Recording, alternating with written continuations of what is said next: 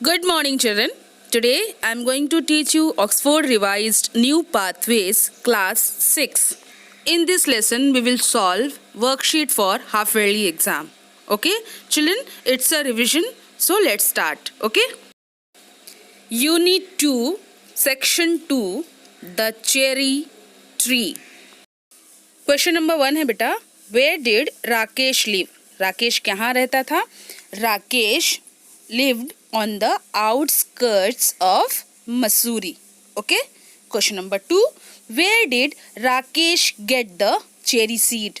राकेश को cherry seed कहाँ से मिलती है?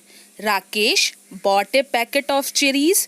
राकेश एक पैकेट चेरी खरीदता है from the बाजार and after eating the last 2 cherry he got the seed. और लास्ट 2 चेरी खाने के बाद उसकी जो बीज बचती है वहाँ से वो सीड लेता है. Okay, so where did Rakesh get the cherry seed? Rakesh bought a packet of cherries from the bazaar and after eating the last 2 cherry, he got the seed. Okay? Question number 3 है बेटा, describe the Rakesh cherry. Rakesh की cherry कैसी थी बतानी है. तो Rakesh cherry were a little sweet, a little sour, small, bright red cherries. Rakesh की cherry खट्टी मीठी छोटी छोटी ब्राइट रेड कलर की थी. Okay. Question number 4. Why the place where Rakesh lived did not have many fruit trees? Rakesh जिधर रहता था वहाँ पर बहुत फ्रूट ट्रीज क्यों नहीं थे? Because the soil and weather conditions were not favorable. यहाँ पर सॉयल जो थी, जो मिट्टी थी और जो वहाँ का वेदर था, जो मौसम था, वो ज़्यादा फ्रूट ट्रीज उगाने में क्या था? सक्षम नहीं था, फेवरेबल नहीं था. वहाँ का वेदर सही नहीं था, इसलिए वहाँ पर ढेर सारे फ्रूट ट्रीज नहीं उग पाते थे. ओके.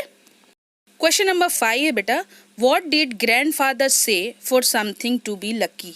ग्रैंडफादर क्या कहते हैं कि अगर कुछ चीज़ लकी तुम करना चाहते हो, लकी बनाना चाहते हो, तो क्या करना चाहिए? तो ग्रैंडफादर कहते हैं it should be made use of. इसका यूज़ करना चाहिए. अगर कोई चीज़ तुम चाहते हो कि वो लकी हो तो it should be made use of. Okay, it should be made use of. Question number 6 है बेटा, what did grandfather tell Rakesh to do with the cherry seed? Rakesh के ग्रैंडफादर ने चेरी सीड के साथ क्या करने को कहा? क्या करने को कहा? To plant the cherry seed. Cherry seed को प्लांट कर दो, ऐसा उन्होंने कहा. ओके. क्वेश्चन नंबर 7 है बेटा, why did grandfather ask Rakesh to show the cherry seed in the corner of the garden? Grandfather, Rakesh के ग्रैंडफादर चेरी सीड को गार्डन के कॉर्नर में, कोने में उसको गाड़ने के लिए क्यों कहते हैं? उसको सो करने के लिए, उसको बोने के लिए क्यों कहते हैं?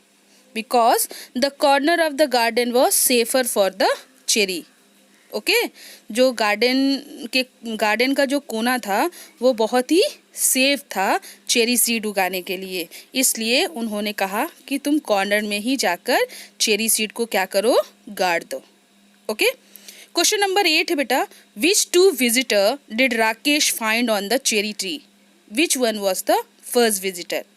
यहाँ पर कौन सा 2 विजिटर, कौन से 2 विजिटर थे जो चेरी ट्री पर राकेश ने पाए, और उनमें से कौन सा फर्स्ट वाला था? Okay. A bright green praying mantis और हेरी कैटरपिलर वे 2 विजिटर. ये दोनों 2 विजिटर थे और ग्रीन प्रेइंग मैंटिस जो था वो फर्स्ट विजिटर था. ओके. क्वेश्चन नंबर 9 है बेटा, what happened to the plant when it was 2 feet high? Plant को क्या हुआ जब वो 2 फीट का हुआ? क्या हुआ? A goat entered the garden and ate all the leaves of the plants. क्या हुआ? जब 2 फीट का प्लांट हुआ तो एक गोट, एक बकरी गार्डन में आई, एंटर करी और उसने सारी लीव्स उस प्लांट के, चेरी प्लांट के खा गई. Okay.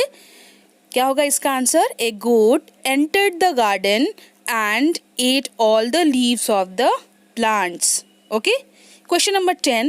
Why did grandfather scold the woman? Grandfather ने woman को क्यों scold किया? Scold means क्यों डांटा? Okay? Because she had cut the plants into 2. इसलिए डांटा क्योंकि उसने plants को 2 भाग में काट दिया था. Okay? क्वेश्चन नंबर 11 है बेटा, why did he encircle the small cherry plant with pebbles. Rakesh जो था उसने स्मॉल चेरी प्लांट को पेबल से मतलब स्मॉल स्मॉल स्टोन से क्यों एनसर्कल कर दिया, क्यों घेर दिया?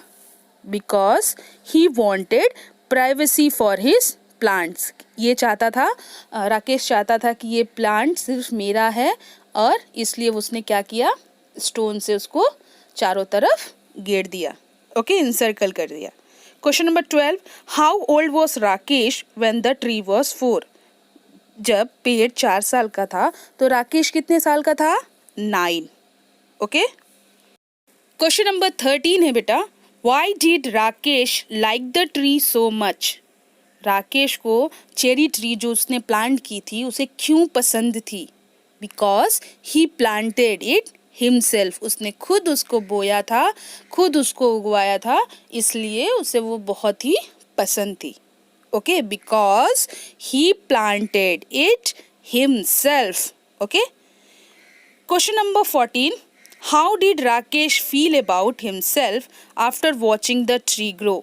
राकेश कैसा फील कर रहा था जब वो देखता था कि धीरे धीरे ट्री ग्रो कर रही है? कैसा फील करता था? He felt almost like God who had created everything.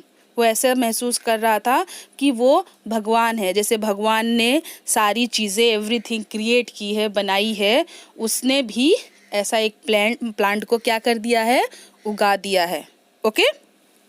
Question number 15 है बेटा, why the cherry tree that Rakesh and his grandfather had grown gave more satisfaction। जो चेरी ट्री राकेश और राकेश के ग्रैंडफादर ने बोया था वो क्यों मोर सेटिस्फैक्शन दे रहा था, संतुष्टि दे रहा था उन लोग को? क्यों?